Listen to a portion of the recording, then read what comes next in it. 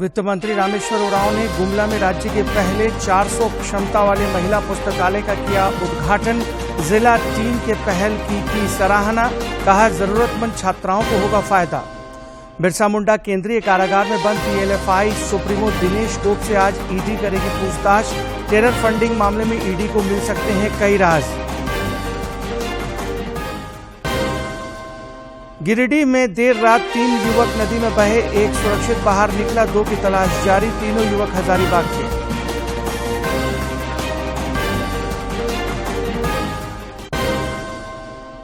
और कृषि मंत्री बादल आज करेंगे देवघर श्रावणी मेले का उद्घाटन। दुमका के विश्व प्रसिद्ध बाबा बासुकीनाथ धाम में भी मेले का होगा औपचारिक उद्घाटन। सुरक्षा के पुख्ता इंतजाम।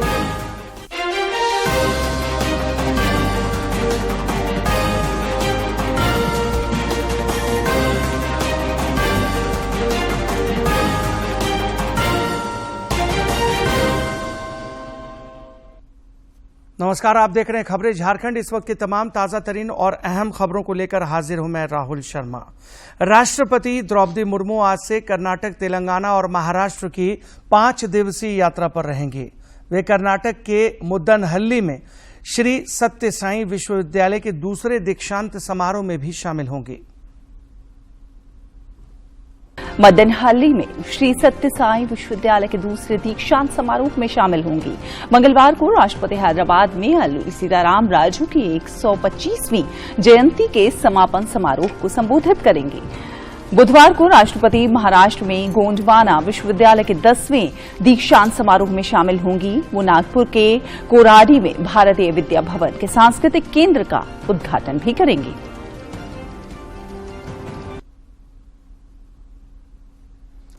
संसद की कार्मिक लोक शिकायत विधि और न्याय संबंधी स्थायी समिति समान नागरिक संहिता के मुद्दे पर आज बैठक करेगी। समिति के अध्यक्ष और भारतीय जनता पार्टी के राज्यसभा सांसद सुशील मोदी ने बताया कि इस मुद्दे पर समिति संबंधित पक्षों के विचार जानेगी। और भाजपा के राज्यसभा सांसद सुशील मोदी ने बताया कि इस समिति इस मुद्दे पर संबंधित पक्षों के विचार जानेगी। उन्होंने कहा कि इस समिति की बैठक गैर राजनीतिक है क्योंकि इसमें सभी राजनीतिक दलों के सदस्य शामिल हैं। समान नागरिक संहिता में नागरिकों के लिए एक समान कानून बनाने और उन्हें लागू करने का प्रस्ताव है। ये संहिता धर्म और लिंग के आधार पर भेदभाव किए बिना सभी नागरिकों पर समान रूप से लागू होगी। फिलहाल देश में विभिन्न समुदाय अपने अपने पर्सनल लॉ के अनुसार संचालित हो रहे हैं। 14 जून को विधि आयोग ने लोगों और पंजीकृत धार्मिक संगठनों से समान नागरिक संहिता के बारे में सुझाव देने को कहा था। आम जनता इस मुद्दे पर अपने सुझाव आगामी 14 जुलाई तक भेज सकती है। दिवंगत शिक्षा मंत्री जगन्नाथ महतो की पत्नी बेबी देवी अब से थोड़ी देर बाद मंत्री पद की शपथ लेंगी। राज्यपाल सीपी राधाकृष्णन राजभवन में आयोजित शपथ ग्रहण समारोह में उन्हें मंत्री पद की शपथ दिलाएंगे। शपथ ग्रहण समारोह में मुख्यमंत्री हेमंत सोरेन समेत कई मंत्री, सांसद और विधायक मौजूद रहेंगे। इससे पहले कल बेबी देवी ने झामुमो प्रमुख शिबू सोरेन से उनके घर जाकर मुलाकात की और उनसे आशीर्वाद लिया। वित्त मंत्री रामेश्वर उरांव ने आज गुमला में सावित्रीबाई फूले महिला पुस्तकालय का उद्घाटन किया। 400 की क्षमता का यह राज्य का पहला महिला पुस्तकालय है। इस दौरान वित्त मंत्री ने कहा कि जिले में महिला पुस्तकालय खुलने से जरूरतमंद विद्यार्थियों को इसका काफी लाभ मिलेगा। उन्होंने इस कार्य के लिए जिले के उपायुक्त और उनकी टीम को बधाई दी है।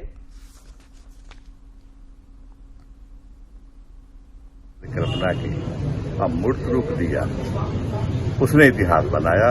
सुशांत जी यहाँ के डीसी हैं, उन्होंने इतिहास बनाया, उनके टीम के लोगों ने इतिहास बनाया। पहले तो ये बात क्लियर हो गया। झारखंड में पहली शुरुआत कहीं से तो शुरुआत होगी, आगे भी बात बढ़ेगी और लोग भी आएंगे, डीसी लोग इसका फॉलो करेंगे। ये बच्चे भी हम चाहते हैं कि सर आपके माध्यम से इस चीज को जाने कि किस प्रकार इस जगह से भी इस तरह की सुविधा को यूज करते हुए, इस्तेमाल करते हुए सदुपयोग हो और इस पर एक फायदा उठा सकें। भारत का G20 अध्यक्षता के अंतर्गत स्टार्टअप 20 एंगेजमेंट समूह आज से हरियाणा के गुरुग्राम में 2 दिवसीय स्टार्टअप 20 शिखर सम्मेलन का आयोजन कर रहा है। आयोजन करने वाला है। इस 2 दिवसीय शिखर सम्मेलन के दौरान स्टार्टअप क्षेत्र से जुड़े कई महत्वपूर्ण विषयों पर सेमिनार और पैनल डिस्कशन का आयोजन किया जाएगा। साथ ही डेलीगेट्स को उद्योग जगत के विशेषज्ञों, नीति निर्माताओं और विचारकों के साथ बातचीत करने का अवसर मिलेगा। स्टार्टअप 20 शिखर सम्मेलन आर्थिक समृद्धि को आगे बढ़ाने में स्टार्टअप की अपार क्षमताओं का प्रतीक है। नवाचार और उद्यमिता को बढ़ावा देने वाले वातावरण को बढ़ावा देकर शिखर सम्मेलन का उद्देश्य स्टार्टअप की पूरी क्षमता को उजागर करना, आर्थिक विकास, रोजगार सृजन और सतत विकास को बढ़ावा देना है। भारत की G20 अध्यक्षता के तहत स्टार्टअप 20 एंगेजमेंट ग्रुप का लक्ष्य वैश्विक स्टार्टअप परिस्थिति तंत्र के भविष्य को आकार देना है। ये समूह आर्थिक समृद्धि के लिए नवाचार, परस्पर सहयोग और समावेशी विकास को बढ़ावा देने का प्रयास है। प्रदेश भाजपा अध्यक्ष दीपक प्रकाश ने कहा है कि झारखंड समेत देश भर के किसानों के हित में प्रधानमंत्री नरेंद्र मोदी की अगुवाई में अनेकों काम किए गए हैं। उन्होंने कहा कि केंद्र सरकार ने किसानों की आय बढ़ाने के लिए कई योजनाएं चलाई हैं, जिसका सकारात्मक असर जमीन पर दिख रहा है। अपने किसानों के पर, अपने किसानियत के बल पर पूरे भारतवर्ष को और झारखंड के लोगों को पेट भरने का काम करना। प्रधानमंत्री जी ने सोचा, संकल्प लिया कि किसानों को पूंजी की जरूरत होती है। पूंजी के अभाव में किसान अपना उत्पादन नहीं कर पाता है और तो और वह खाद ठीक से नहीं खरीद पाता है। इसलिए प्रधानमंत्री ने क्या किया, किसान सम्मान निधि योजना के तहत 1 साल में 6,000 रुपया देने का काम किया कि नहीं किया? किया कि नहीं? किसानों के लिए 6,000 रुपया करते थे। प्रवर्तन निदेशालय ईडी आज बिरसा मुंडा केंद्रीय सभा कारागार में बंद पीएलएफआई सुप्रीमो दिनेश गोप से पूछताछ करेगा। ईडी दिनेश गोप से रुपयों की लेनदेन से लेकर नेताओं और पुलिस कर्मियों से उसकी सांठगांठ को लेकर पूछताछ करेगा। इसके अलावा लेवी के जरिए वसूले गए पैसे को शेल कंपनियों में निवेश करने के बारे में भी जानकारी हासिल करेगा। गौरतलब है कि पीएलएफआई सुप्रीमो दिनेश गोप को एनआईए ने 21 मई को दिल्ली से गिरफ्तार किया था। इधर राजधानी रांची स्थित मोराबादी मैदान में इन दिनों अग्निवीर योजना के तहत सेना भर्ती रैली आयोजित की जा रही है। प्रत्येक दिन यहां कई जिलों से आए युवक सेना भर्ती प्रक्रिया में शामिल हो रहे हैं। आज तीसरे दिन गिरिडीह, खूंटी, सरायकेला, खरसावां और सिमडेगा जिले के अभ्यर्थी भर्ती रैली में शामिल हुए।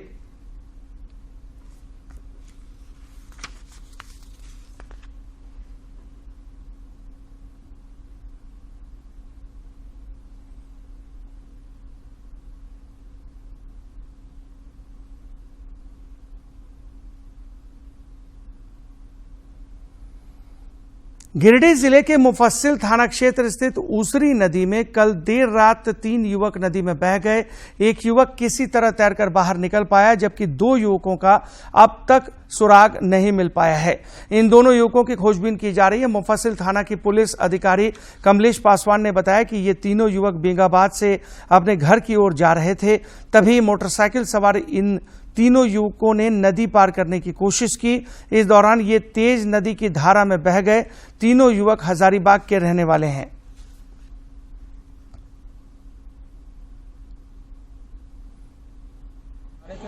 पानी देख के बाइक रोक ली, जैसे रोके वैसे पीछे का लड़का उतर के पानी चेक करने के लिए 10 कदम आगे बढ़ा। उसी दौरान वो पानी में बह गया।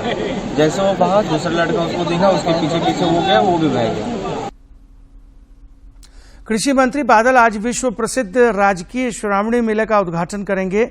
झारखंड बिहार सीमा स्थित दुम्मा में श्रावणी मेला उद्घाटन को लेकर प्रशासनिक तैयारियां पूरे स्तर पर जारी हैं। दुम्मा मुख्य समारोह स्थल को आकर्षक ढंग से सजाया गया है। उपायुक्त मंजूनाथ भजंत्री ने बताया कि कांवरियों और श्रद्धालुओं की सुरक्षा के पुख्ता इंतजाम किए गए हैं। आज उद्घाटन होने के बाद कल से श्रावणी मेले की शुरुआत हो जाएगी।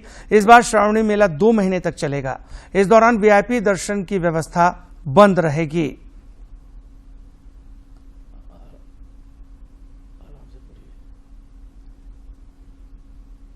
हम लोगों ने सभी ओपी के जितने भी मैजिस्ट्रेट्स और पुलिस पदाधिकारी सभी लोगों को आज ब्रीफिंग दिया कि श्रद्धालुओं को सुरक्षित तरीके से और उनको कैसे हम लोग बेहतर से बेहतर सुविधाएं देते हुए यहाँ जलार्पण करते हुए भेजे और उनके साथ व्यवहार अच्छा रहना चाहिए। अपनी ड्यूटी अच्छे से करें।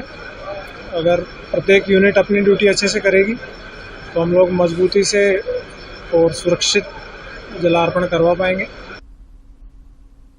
दुमका स्थित विश्व प्रसिद्ध बाबा बासुकीनाथ धाम राजकीय श्रावणी मेला महोत्सव के लिए सज धज कर पूरी तरह से तैयार है।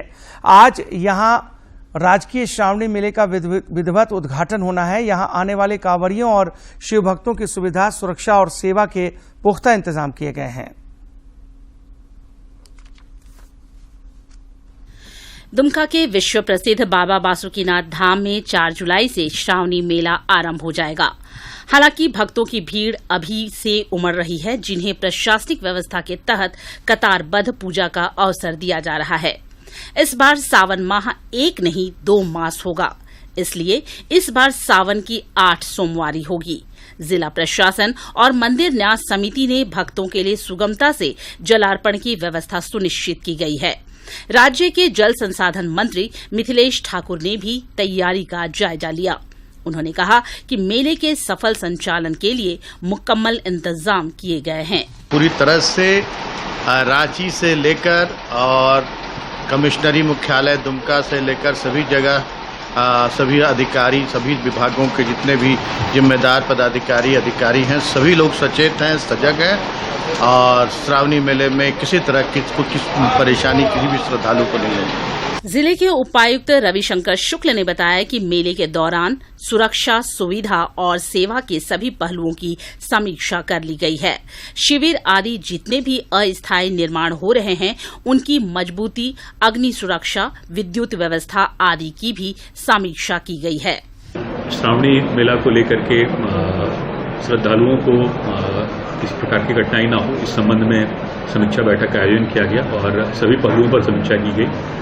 विशेष करके जो टेम्परेरी स्ट्रक्चर्स बन रहे हैं उनकी मजबूती, फायर सेफ्टी, विद्युत से संबंधित जो सुरक्षा के प्रबंध करने हैं उनके संबंध में, जो मंदिर में दर्शन की व्यवस्था होगी उसके संबंध में, और क्यू कॉम्प्लेक्स, संस्कार मंडप तथा शिवगंगा से जो बैरियर के माध्यम से श्रद्धालुओं को आना है, दर्शनीय टिकट से जो आना है उसके संबंध में जो व्यवस्था होगी, डेपुटेशन के जो पॉइंट्स हैं, इन सभी चीजों की विस्तार से समीक्षा की गई। पुलिस अधीक्षक अंबर लकड़ा ने बताया कि पूरे मेला क्षेत्र पर सीसीटीवी कैमरे और ड्रोन से नजर रखी जाएगी। बाहर से इस वर्ष अतिरिक्त पुलिस बल के साथ साथ एनडीआरएफ की टीम भी बासुकीनाथ धाम में तैनात रहेगी और 24 घंटा वहां पर जो पुलिस पदाधिकारी और प्रशासनिक पदाधिकारी मजिस्ट्रेट रहेंगे डिप्यूटेड, ताकि वो मॉनिटर करेंगे कि वहाँ पर सुगम तरीके से जो है कि भीड़ का नियंत्रण किया जा रहा है और जिस तरह के मान लीजिए कोई क्रिमिनल इंसिडेंट होता है या क्या होता है, हम लोग इसके लिए भी तैयार रहते हैं, ताकि जो है कि अलग से जो एक फोर्स वहाँ पर डिप्यूट रहता है। बाबा मंदिर के गर्भगृह के द्वार पर अर्घा स्थापित किया जाएगा, जिसके माध्यम से भक्त बाबा पर जल अर्पित कर सकेंगे। जलार्पण काउंटर भी दिन रात खुला रहेगा। शीघ्र दर्शनम की व्यवस्था पहले ही की तरह रहेगी। कांवरियों और शिव भक्तों के लिए मुफ्त टेंट सिटी के साथ छोटे बड़े विश्राम शिविर बनाए गए हैं। मुख्य मेला क्षेत्र में वाहनों का प्रवेश वर्जित रहेगा। दुमका से आर.के. नीरद की रिपोर्ट। अमरनाथ यात्रा का आज तीसरा दिन है। यात्रा के तीसरे दिन आज जम्मू से 4000 श्रद्धालुओं का जत्था रवाना हुआ। यात्रियों का चौथा जत्था रवाना हुआ। श्रद्धालुओं में यात्रा को लेकर खासा उत्साह देखने को मिल रहा है। अगले 2 महीने तक चलने वाली इस यात्रा को सुचारू रूप से चलाने के लिए जम्मू कश्मीर के नागरिक और सुरक्षा प्रतिष्ठानों ने व्यापक प्रबंध किए हैं। संस्कृति मंत्रालय और अंतर्राष्ट्रीय बौद्ध परिसंघ आज आषाढ़ पूर्णिमा को जनपथ स्थित राष्ट्रीय संग्रहालय में धर्म चक्र प्रवर्तन दिवस के रूप में मनाएगा। संग्रहालय में धर्म चक्र प्रवर्तन दिवस के रूप में इसे मनाएगा और ये अंतर्राष्ट्रीय बौद्ध संघ का वार्षिक प्रमुख कार्यक्रम है। बुद्ध पूर्णिमा के बाद बौद्धों के लिए ये दूसरा सबसे पवित्र दिन माना जाता है। राष्ट्रपति द्रौपदी मुर्मू वीडियो संदेश के माध्यम से कार्यक्रम को संबोधित करेंगी। कार्यक्रम का मुख्य आकर्षण नेपाल के लुम्बिनी में आईबीसी की विशेष परियोजना भारत अंतर्राष्ट्रीय बौद्ध संस्कृति और विरासत केंद्र पर फिल्म की स्क्रीनिंग होगी। प्रधानमंत्री ने इसका शिलान्यास किया था। पिछले साल बौद्ध पूर्णिमा पर नेपाल के लुम्बिनी में इस केंद्र की आधारशिला रखी गई थी। कई जाने माने व्यक्ति और बौद्ध संघों के संरक्षक, प्रख्यात गुरु, विद्वान और राजनयिक इस कार्यक्रम में भाग लेने वाले हैं। प्रधानमंत्री नरेंद्र मोदी ने सभी देशवासियों को गुरु पूर्णिमा की बधाई दी है। एक ट्वीट में प्रधानमंत्री ने कहा है कि समस्त देशवासियों को गुरु पूर्णिमा की अनंत शुभकामनाएं।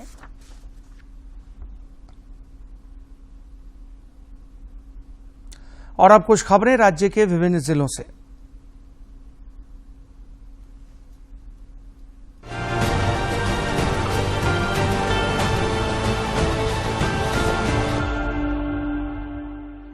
सरायकेला खरसावां जिला अंतर्गत आदित्यपुर थाना क्षेत्र में अपराधियों ने एक व्यक्ति की गोली मारकर हत्या कर दी। अपराधियों की ओर से चलाई गई एक गोली युवक के सीने में और दूसरी गोली पेट में लगी। घटना के बाद आदित्यपुर पुलिस छानबीन में जुटी है। सिमडेगा जिले के बानो थाना क्षेत्र के साप्ताहिक बाजार में गर्म तेल की कढ़ाई में गिरने से एक व्यक्ति झुलस गया, जिसे ग्रामीणों की मदद से बानो चिकित्सा केंद्र पहुंचाया गया। चिकित्सा केंद्र के डॉक्टर मनोरंजन कुमार ने बताया कि प्राथमिक उपचार करने के बाद उसे बेहतर इलाज के लिए सदर अस्पताल रेफर कर दिया गया है। दुमका जिले के हंसडीहा स्थित फूलो झानो मुर्मू दुग्ध प्रौद्योगिकी महाविद्यालय के मुख्य द्वार पर इलेक्ट्रीशियन का शव रख उसके परिजनों ने प्रदर्शन किया। मौके पर परिजनों ने मुख्यमंत्री और दुमका डीसी से मृतक की पत्नी को नौकरी और 5 लाख रुपए मुआवजे देने की मांग की। रांची जिला प्रशासन की ओर से एक बच्ची को बाल श्रम से मुक्त कराया गया। बाल मजदूरी की सूचना के मद्देनजर रांची जिला प्रशासन की ओर से नामकुम स्टेशन स्थित एक होटल से 7 वर्षीय बच्ची को बाल श्रम से मुक्त कराया गया। बच्ची को रेस्क्यू के बाद प्रेमाश्रय बालिका गृह भेज दिया गया है। खूंटी जिले के तपकारा थाना क्षेत्र के कमड़ा आनंदपुर के पास एक अज्ञात वाहन ने सड़क पार कर रहे एक वृद्ध को टक्कर मार दी। पुलिस की मदद से उसे रेफरल अस्पताल में भर्ती कराया गया, जहां इलाज के दौरान उसकी मौत हो गई। पुलिस ने शव को कब्जे में लेकर पोस्टमार्टम के लिए भेज दिया और उसके बाद स्वजनों को सौंप दिया गया। धनबाद के व्यापारियों पर फायरिंग किए जाने के मामले में पुलिस को बड़ी सफलता हाथ लगी है। पुलिस ने इस घटना में शामिल 4 अपराधियों को हथियार के साथ गिरफ्तार किया है। साथ ही इन अपराधियों को मदद पहुंचाने वालों को भी पहचान कर उनकी गिरफ्तारी में पुलिस जुट गई है। खूंटी स्थित एसएसबी 26वीं वाहिनी के कमांडेंट एसडी शेरखाने के नेतृत्व में जवानों ने पौधारोपण कर पर्यावरण संरक्षण का संदेश दिया। इस दौरान जवानों ने हूंट और खूंटी तमाड़ सड़क किनारे लगभग 450 छायादार और फलदार वृक्षों के पौधे लगाए। हजारीबाग जिले के चरही थाना क्षेत्र से पुलिस ने 4 किलो अफीम के साथ 3 लोगों को गिरफ्तार किया है। गिरफ्तार लोगों में सुलेमान सोए, निर्मल सोए और सैयद अमीर हुसैन शामिल हैं। इनके पास से 4 किलो अफीम के अलावा एक 4 पहिया वाहन और 5 मोबाइल फोन भी बरामद किया गया है। दुमका जिले के जामा थाना क्षेत्र के कैराबनी जरमुंडी मार्ग पर ऊपर बेहियारी गांव के पास एक ट्रक की चपेट में आने से एक बाइक सवार की घटनास्थल पर ही मौत हो गई, जबकि दूसरा गंभीर रूप से घायल हो गया। पुलिस मौके पर पहुंची और ग्रामीणों के सहयोग से घायल बाइक सवार को फूलो झानो मेडिकल कॉलेज अस्पताल में भर्ती कराया। कोडरमा जिले के सतगावा थाना क्षेत्र के मीरगंज पंचायत के झरगांव में हुए वज्रपात से 2 बच्चों की मौत हो गई। वहीं घटना में एक बच्चे की स्थिति गंभीर है। दूसरी जगह हुए वज्रपात में भी एक बच्चा और 2 महिलाएं गंभीर रूप से घायल हैं। खूंटी जिले के तोरपा सागवान मैदान में आयोजित खिताबी मुकाबले में राजकला 11 ने तोरपा सुपर किंग को 63 रन से पराजित कर खिताब अपने नाम कर लिया। टॉस जीतकर पहले बल्लेबाजी करते हुए राजकला 11 की टीम ने निर्धारित 20 ओवरों में 218 रन बनाए। जवाबी पारी खेलने उतरी तोरपा सुपर किंग की टीम 18 ओवर में सभी विकेट खोकर मात्र 155 रन ही बना सकी।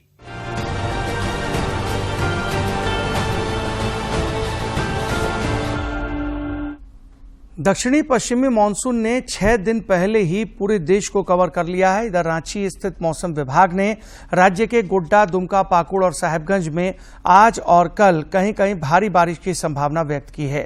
पूरे राज्य में मानसून सामान्य गति से आगे बढ़ रहा है। पिछले 24 घंटे के दरमियान साहेबगंज के राजमहल में 198 मिलीलीटर बारिश दर्ज की गई है। मौसम विभाग के अनुसार आज से 6 जुलाई तक राज्य के कुछ क्षेत्रों में हल्के से मध्यम दर्जे की बारिश हो सकती है। और अब बात करते हैं कारोबार जगत से जुड़ी कुछ खबरों की।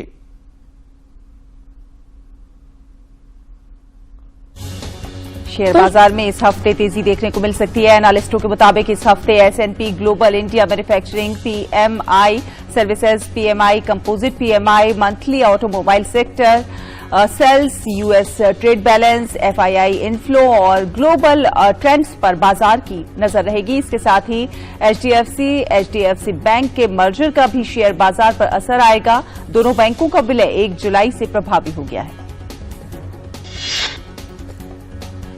ट्विटर के मालिक एलन मस्क ने ट्विटर पर पोस्ट पढ़ने की सीमा को तय कर दिया है। मस्क ने कहा, वेरीफाइड यूजर अब एक दिन में सिर्फ 10,000 पोस्ट पढ़ पाएंगे। अनवेरीफाइड यूजर्स 1,000 पोस्ट, वहीं नए अनवेरीफाइड यूजर्स रोजाना सिर्फ 500 पोस्ट ही पढ़ पाएंगे। दरअसल कई यूजर्स ने शिकायत की कि ट्विटर काम नहीं कर रहा था। पिछले शनिवार की बात अगर की जाए तो वेबसाइट खोलते ही कांट रिट्रीव ट्वीट्स और योर रेट इज लिमिटेड का एरर मैसेज दिखाई दे रहा था। इसके बाद देर रात एलन मस्क ने ट्विटर के इस्तेमाल को सीमित करने की घोषणा की। जून 2023 में सकल जीएसटी राजस्व संग्रह 1,61,497 करोड़ रहा। ये पिछले वित्त वर्ष के इसी महीने के मुकाबले 12% अधिक है। ये चौथी बार है जब सकल जीएसटी संग्रह ने 1,60,000 करोड़ रुपए की सीमा को पार किया है। इस वित्त वर्ष की पहली तिमाही में औसत मासिक सकल जीएसटी संग्रह रहा 1,69,000 करोड़। पिछले वित्त वर्ष की पहली तिमाही में औसत जीएसटी संग्रह रहा था 1,51,000 करोड़, तो वहीं 2021-22 में ये राशि 1,10,000 करोड़ रुपए थी। आरबीआई के आंकड़ों के मुताबिक बीते मई के दौरान धातु उत्पाद के क्षेत्र में बैंक से मिली उधारी में 16.5% की वृद्धि हुई है। वहीं उद्योग को उधारी देने में मई में 6% की बढ़ोतरी देखने को मिली।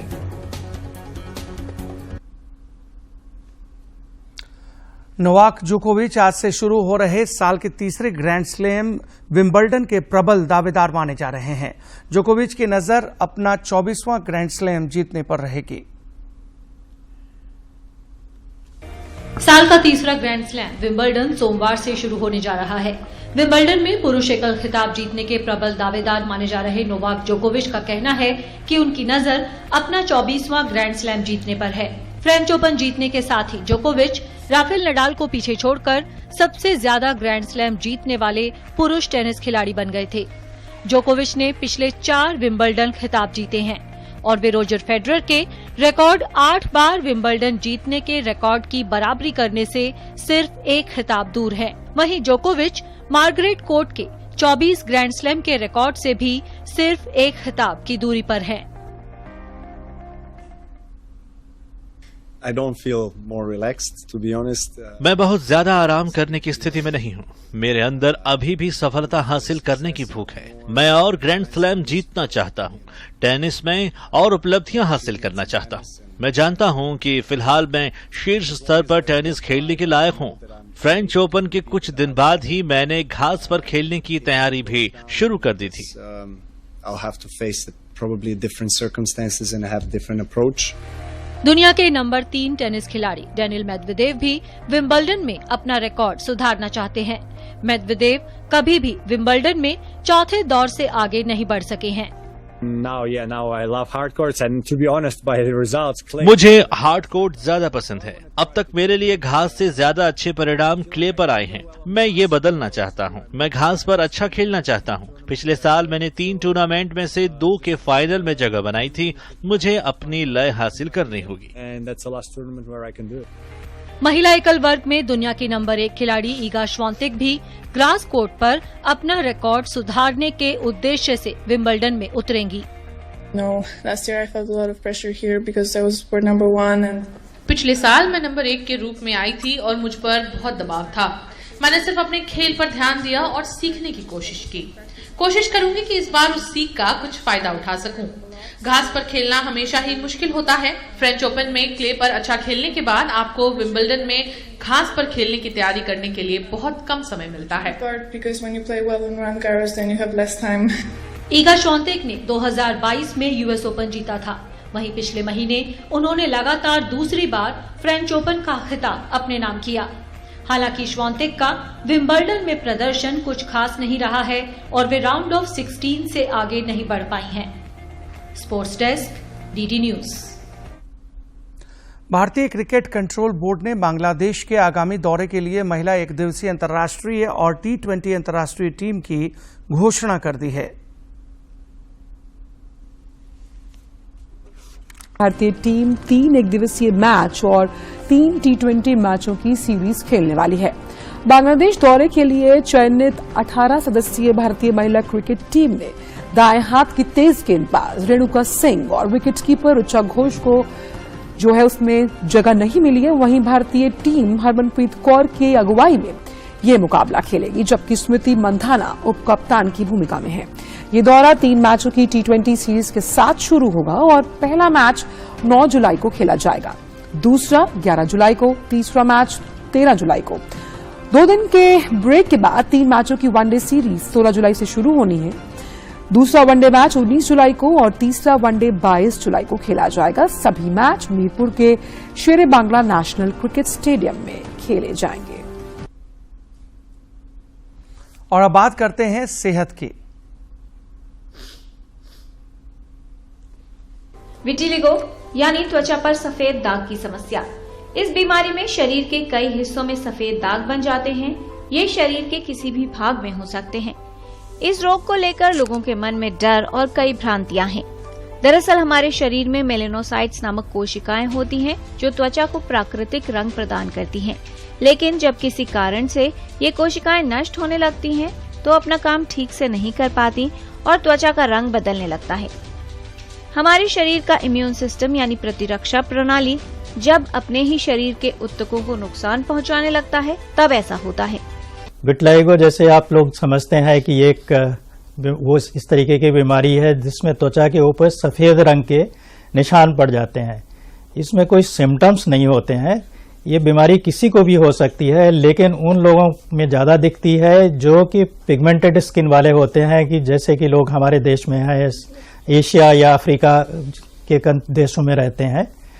लेकिन इससे डरने की कोई बात नहीं है। बच्चों में भी हो सकती है, बड़ों में भी हो सकती है, किसी भी उम्र में हो सकती है। विटिलिगो में त्वचा में मेलेनोसाइट्स कोशिकाएं नष्ट हो जाती हैं या फिर कार्य करना बंद कर देती हैं, जिसकी वजह से त्वचा और बालों का रंग हल्का होने लगता है या फिर सफेद हो जाता है।